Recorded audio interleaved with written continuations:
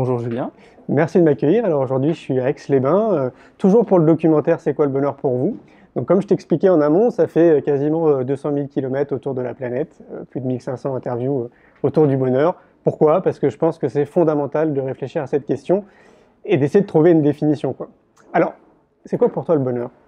Bon, moi, je pense que beaucoup de philosophes ou de personnes très intéressantes ont dû avoir amené des pierres sur cette question plus importante que la mienne. Mais qu'est-ce que ce serait le bonheur pour moi? C'est pas une question, c'est pas une question facile. Donc, je pense que c'est une question facile pour personne. Donc, déjà, ça voudrait dire que c'est quelque chose qui n'est pas facilement accessible, quelque chose qui demande de la réflexion, du travail peut-être, pour y arriver. Et puis, peut-être quelque chose qui, pour pouvoir être vécu pleinement, nécessite, je ne sais pas, peut-être certains prérequis, comme par exemple avoir accès à de la nourriture ou des choses comme ça. Et puis, moi, en ce qui me concerne, ma vision du bonheur, c'est d'être un petit peu plus reconnecté aux choses simples, en fait.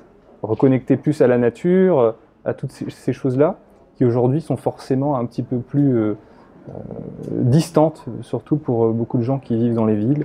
Et puis ça va aussi avec la société moderne, dans laquelle on a beaucoup de communication, avec la publicité, la télévision, où on essaye on va dire, peut-être de nous faire penser que le bonheur va être, je sais pas, dans l'achat de certaines choses, ou le fait de pratiquer certaines choses, ou voilà, de rentrer dans un schéma de consommation qui est peut-être pas forcément, c'est peut-être pas forcément un bonheur vrai, dans le sens où quand on suit ces principes-là, on peut avoir un bonheur, mais il est souvent de courte durée.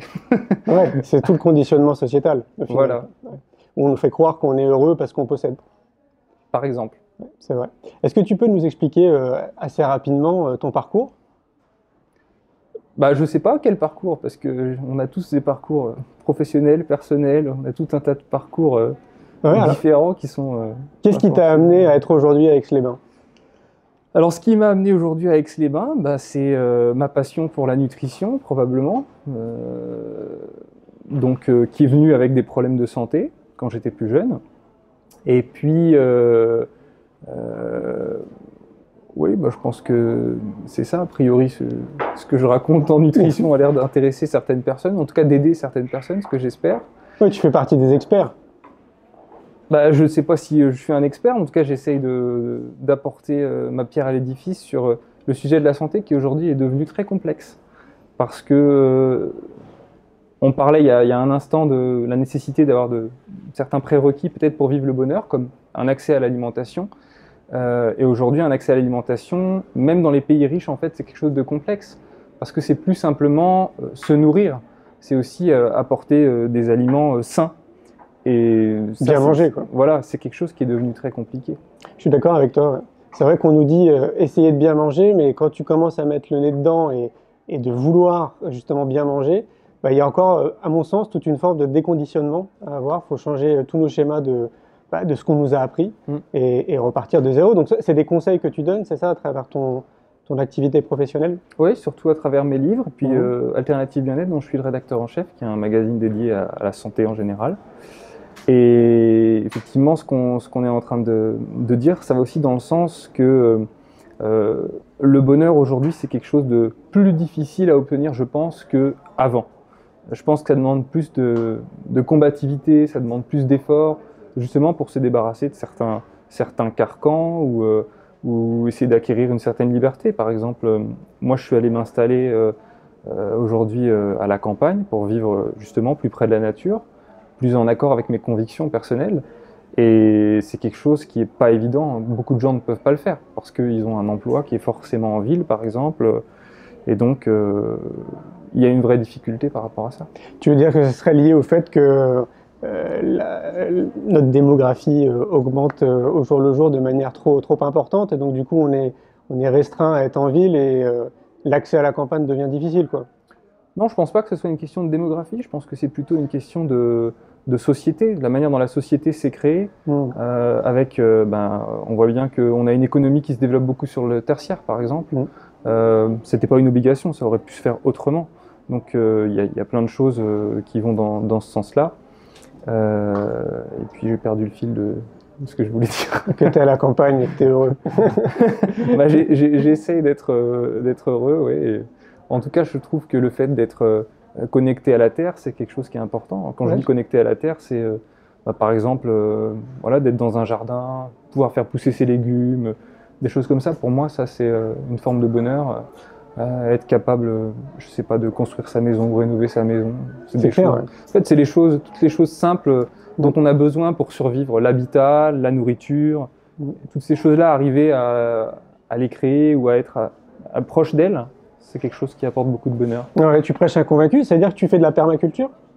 Alors oui, on peut dire ça. Le terme a l'air parfois réservé à certaines pratiques précises, mais en tout cas, oui, j'essaye de pratiquer un petit peu dans ce sens-là. Donc si je suis ton raisonnement, il y a un lien très intime entre le bonheur et la santé.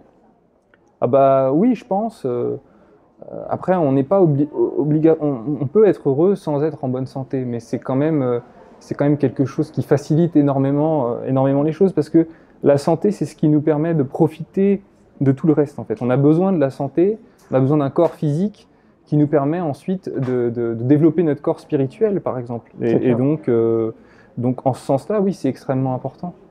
Est-ce que tu ne penses pas qu'on gagnerait un petit peu de temps, parce qu'on parle de conditionnement, à revoir notre système d'éducation, le système éducatif? Ah si, probablement. Ouais, on est d'accord. Hein. Bah, je crois qu'il n'y a pas que le système éducatif qui devrait être revu. Mais ça, aujourd'hui, c'est ça la difficulté aujourd'hui, c'est que tout le monde a conscience de ces problématiques. Par contre, pour les faire changer concrètement, ça a l'air d'être extrêmement difficile. En France? En France, mais peut-être pas qu'en France. Hein. Je pense qu'il y a peut-être aussi de plus en plus un clivage entre certaines élites politiques et le peuple, entre guillemets, qui lui a conscience de certaines réalités, certaines problématiques, et ça ne se transmet pas de manière directe vers l'eau. Dans ce sens-là, on n'est pas vraiment dans une démocratie d'ailleurs. Ah ouais, non, c'est évident, quoi. Et d'un autre côté, tu n'as pas l'impression qu'il y a de plus en plus de gens qui se réveillent et qui passent à l'action? Si, mais proportionnellement, j'ai quand même le sentiment que ça reste une minorité en fait. Ah ouais. On parlait, il y a un instant, on parlait de la difficulté justement de pouvoir se reconnecter à la Terre pour beaucoup de gens. On est aussi dans une société où la plupart des gens sont salariés. Ils doivent suivre un certain schéma qui n'est pas forcément le leur, avec des contraintes qui peuvent être extrêmement importantes et difficiles en termes d'heures de travail, en termes de pression psychologique, qui sont énormément d'obstacles au bonheur et qui sont aussi qui demandent du coup une combativité encore plus grande, et ça devient extrêmement compliqué. Donc du coup, comme le bonheur nécessite pour beaucoup d'entre nous a priori une certaine recherche, un certain travail, si on n'a même pas le temps de faire cette recherche-là quand on est dans un... Ouais, clairement. Voilà, enfin dans ce type de... Dans le schéma, on va dire, un peu classique de tout le monde, quoi. Non, je ne sais pas si c'est le schéma classique de tout le monde, mais dans un certain schéma, en tout cas, difficile. C'est un schéma difficile. Tu vois, moi je pense que justement, c'est un constat qui est peut-être très perso, j'ai vraiment l'impression que tout part de l'éducation. C'est-à-dire que si on veut un nouveau paradigme, si on veut changer les choses, il faut changer notre modèle éducatif, donc l'éducation nationale, très clairement. Et je me dis que si justement on fait en sorte de révéler l'être qu'on est le plus tôt possible, comprendre nos émotions, dans quoi on excelle, quel est notre point d'excellence, je pense que ces problématiques ne se poseront même pas, parce que déjà d'un point de vue professionnel, on s'orientera vers quelque chose qui nous correspond, puisqu'on aura su l'identifier assez tôt. Voilà un gain de temps, à mon avis, considérable. Oui, c'est possible, c'est sûr que c'est quelque chose de très important. Après, je pense aussi que ce qu'on fait dans la vie professionnelle notamment, c'est pas forcément quelque chose qu'on peut percevoir jeune, même en y étant bien préparé, parce que c'est aussi les années qui passent qui façonnent ce qu'on a envie de faire plus tard.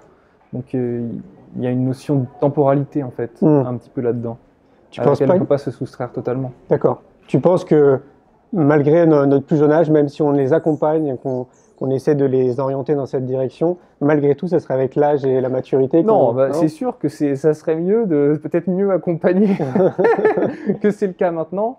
Ce que je veux dire par là, c'est que c'est pas parce qu'on va faire ça Mhm. que dans tous les cas, on va permettre à quelqu'un de jeune de savoir absolument ce qu'il va le faire plus tard et ce qui lui correspond bien. D'accord. Parce qu'il y a une différence entre l'instant où on y pense et Mhm. l'instant où on passe à l'action, en fait. Oui, c'est vrai. Bah, et puis souvent, la marge est assez longue. Ça se Ouais, compte, ça se c'est compte ça. en années, ouais, c'est clair. C'est ça. Je reviens un peu sur ce qu'on se disait en arrière. Moi, j'ai le sentiment aussi que, ouais, il y a des prises de conscience là, à l'échelle globale qui se font depuis au moins 4-5 ans à tout niveau, hein. Ouais. Santé, environnementale, éducation. Mhm. Tu le vois toi aussi? Ouais, tout à fait. Ouais. Et ça va vite, moi, j'ai l'impression. Je pense que c'est aussi beaucoup lié à Internet, hein. Mhm. Ouais. Comme dirait quelqu'un à qui je pense. Je pense que c'est très positif. Donc, à un moment donné, ça ne peut que amener à un changement de société. Je ne sais pas quand ça va se faire. J'aimerais bien en faire partie. Et puis voilà, on verra. Merci, Julien. Je t'en prie.